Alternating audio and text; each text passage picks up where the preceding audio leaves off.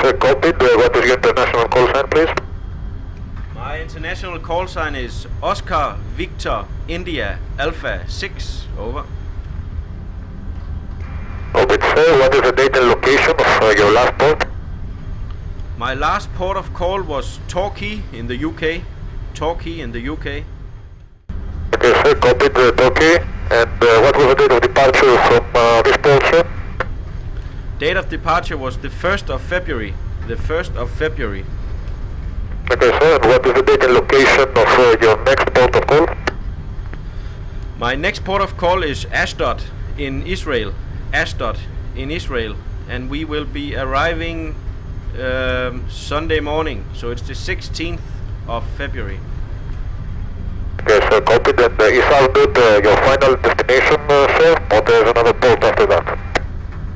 No, Ashdod is the only port, so Ashdod is the final destination. Copied, sir. And what is your cargo? It's general cargo. General cargo. A Devon-based surgeon is so horrified by the casualties in the Israel-Palestine conflict that he's spending many thousands of his own money on medical supplies, food and clothing, and sailing a trawler to help refugees in the Gaza Strip, a 3,000-mile journey. It's not a political gesture, but a humanitarian one, which David Halpin acknowledges is just a crumb, but nevertheless set off tomorrow evening on his two-week voyage to Israel. Our reporter Alex Bushell caught up with him as the final preparations were being made. Dr Halpin's mercy mission is ready to go, but he knows the hardest part is yet to come. Delivering the aid into one of the most dangerous parts of the world will take both courage and a little luck. He and his crew are now heading for the Israeli port of Ashdod. Bidding farewell and on their way at last. 'Tis our sailing time. For David Halpin, this 3,000-mile voyage has taken much organisation. It hasn't always been plain Barbara sailing. and its 55 tons of food supplies left Torquay a fortnight ago. It wasn't long before heavy seas took their toll. No one escaped heavy bouts of seasickness as the boat made its way to the Israeli port of Ashdod. But there were more happy times. An omen, perhaps, as a school of porpoises accompanied the voyage of the Dove and Dolphin. Well, today's the day. It's shortly after midnight. I'm on the MC Barbara and we're about 2 miles from the port of Ashdod. His crew arrived at the Israeli port of Ashdod this morning. Charlie Rayburn-Ward has this report. It's just 2 weeks since the Barbara left Torquay, loaded with 55 tons of aid, from food to medical dressings, all bound for Palestinian people living in Gaza. Today, the vessel reached the Israeli port of Ashdod. What I am quite certain about is that it was worthwhile grasping the initiative, getting it going quickly, as we did, very quickly indeed, and doing it because it's focused attention on an unresolved conflict and on folk that need our help. People from around the southwest have already donated more than £20,000 for the mission. The supplies will now be unloaded and taken to Gaza by road.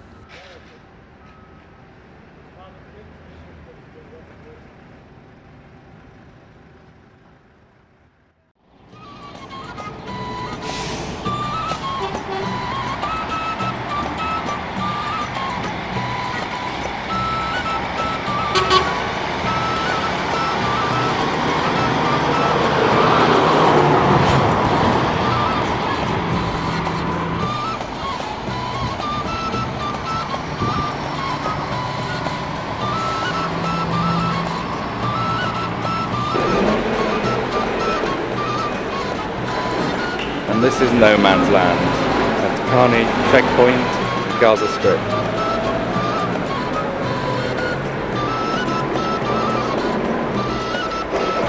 So to make quite sure that the cheese is healthy, they've tested it with the Ministry of Health and charged me $700 for the privilege. They talk about a rebate of 50%. That'll be at their whim.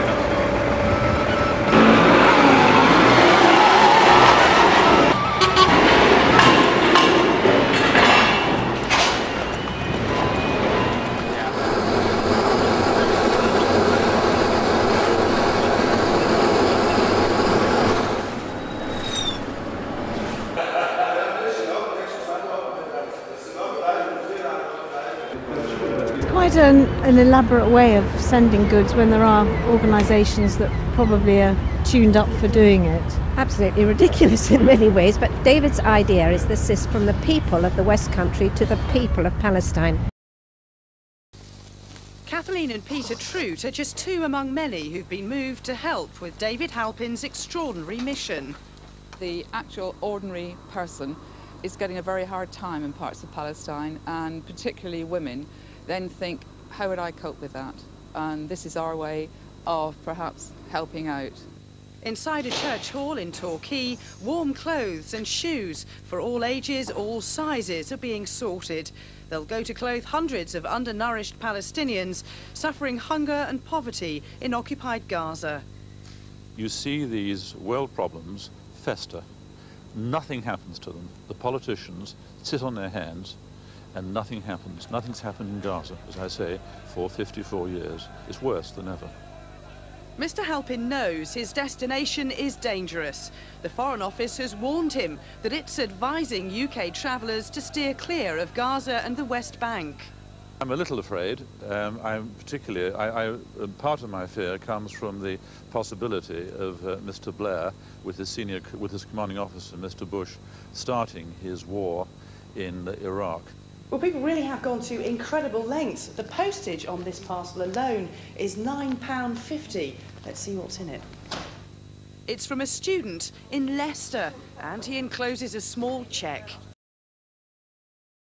This is the house of 23 kids in the family, and this is the mother.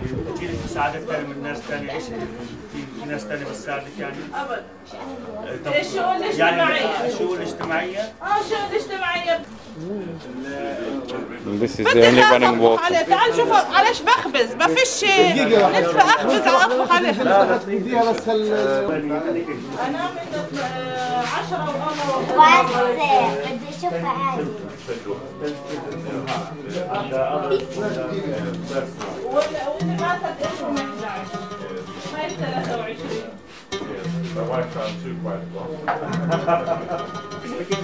مكرم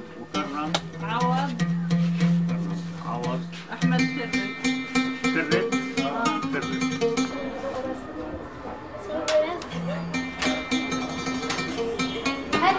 اجري اجري يا أمك تفضل اجري توقفيني يا أمك. And that's the makeshift kitchen in the bedroom.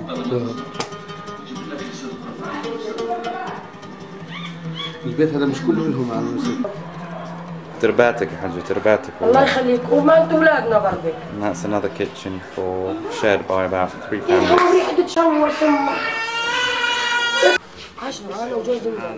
اضوعك والله ما ينفع. والله العظيم عيان. يا ريت تروحوا تصوروا ولا تكسب الثواب فيه. والله بالليل ودوه على المستشفى وقلنا صار يطيب ولا ما يطيب.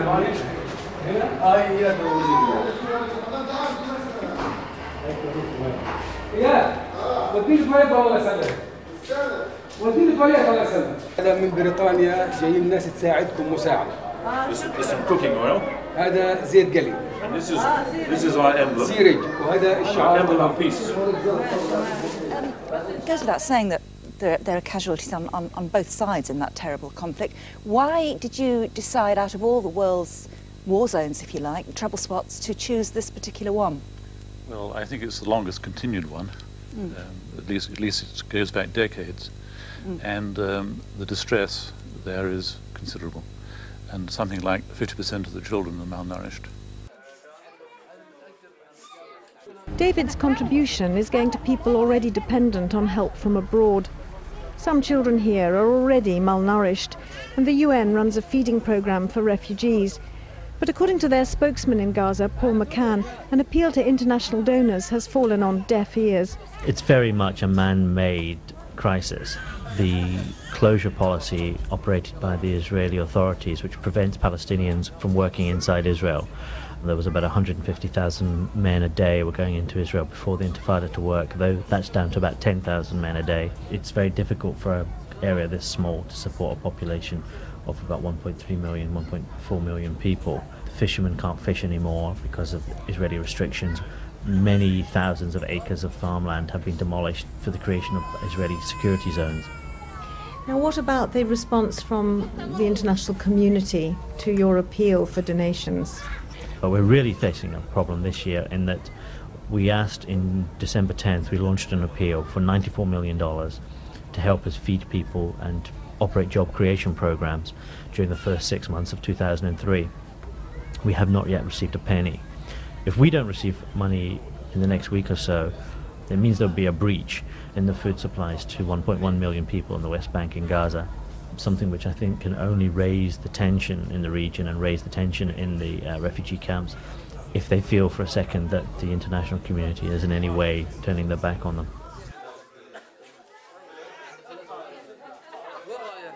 I must say it's no joke waiting in this rain, is it? It's very difficult. I go out from the 7 o'clock until now I can't reach my position or my work. You started out at 7 o'clock this morning? Of course. And it's now nearly 4 o'clock? Because there are soldiers there. And what is the work that you do? I'm a teacher. What about the children that you were supposed to teach today? They are alone now.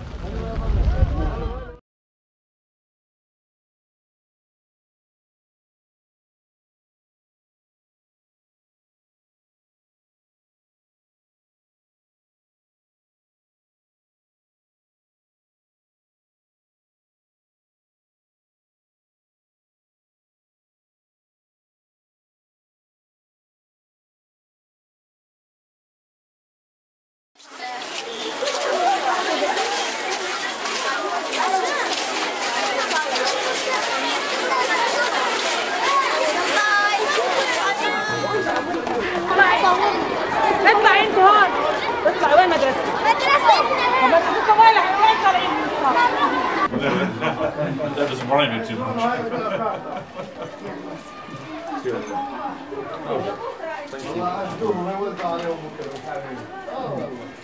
راحت عليك. We needed to do something to break the ice.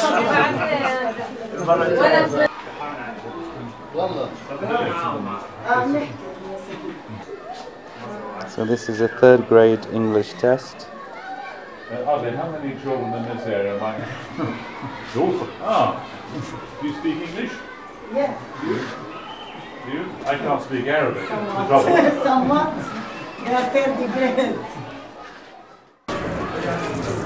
Imagine there's no heaven.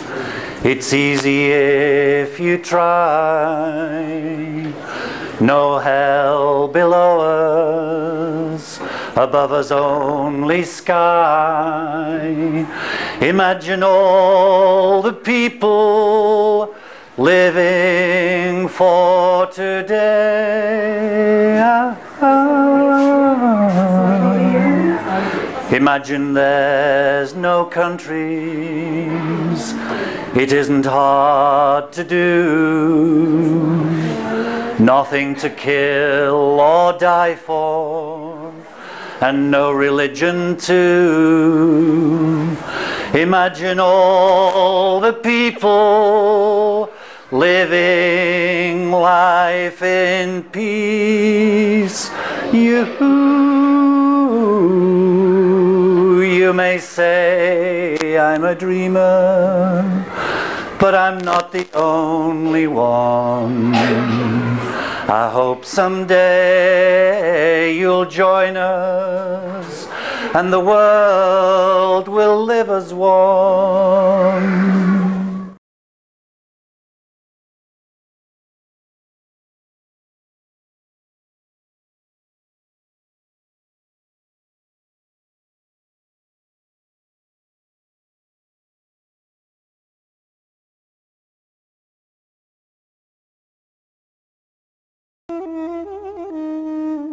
Everyone's been expecting the Israeli forces to retaliate for the death of 4 soldiers, and last night that retaliation began.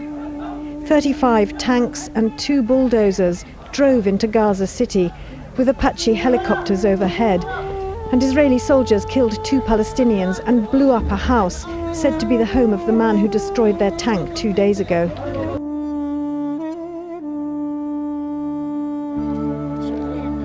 Shot of the ammo.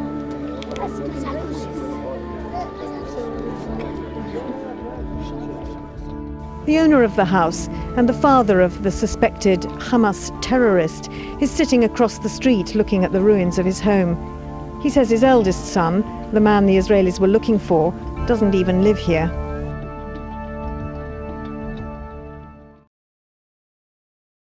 Today we're in Khan Yunis.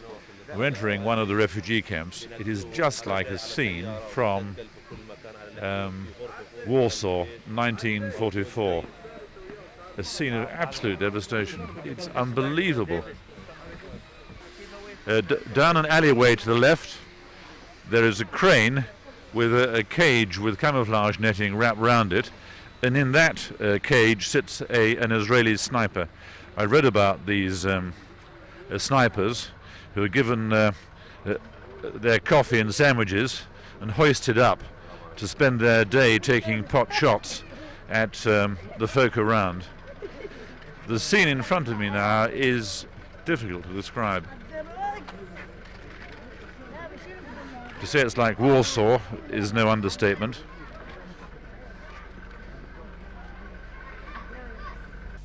It's been a long journey, fraught with anxiety, more costly and hazardous than sending aid by container, as the doctor admits. But apart from moments at sea when he was so sick he wished he was dead, he says he's had no regrets. It would have been easier, but there were all sorts of other reasons why I wanted to do it like the way I conceived it, and that was a lot to do with the symbolism, the feeling that I had, which a lot of other people share, I understand, with me, that the world is exploding in hatred. I wanted to make some very strong statement with my wife and other people who joined us in this, which would not have been met by ourselves, for instance, sending a container of food and clothing and never seeing the end of it. You know, some people might say, rather wacky idea, you know, buying food in England. But it's in the giving, it's in this brotherly aspect of it, which I will find most satisfaction. And I know it won't be wasted. It's not going down some hole, it's not some corrupt setup. It's wholesome food which is getting into tummies. And from a doctor's point of view, it's rather nice.